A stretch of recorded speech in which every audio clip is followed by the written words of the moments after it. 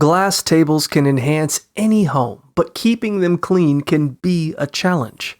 To maintain their fresh appearance, implement preventative measures and utilize simple cleaning solutions like a baking soda paste and a vinegar mixture. Start by mixing equal parts of water and vinegar, then combine 0.5 cups of baking soda with at least 3 tablespoons of water to create a paste. Apply the baking soda mixture with a soft sponge using circular motions.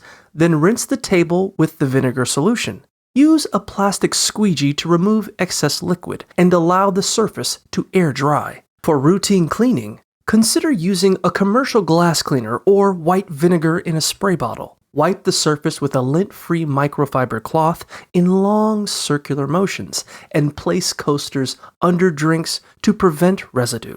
Regular upkeep such as weekly cleanings will keep your table looking its best, and alternating cleaning duties can help if you share the space with others.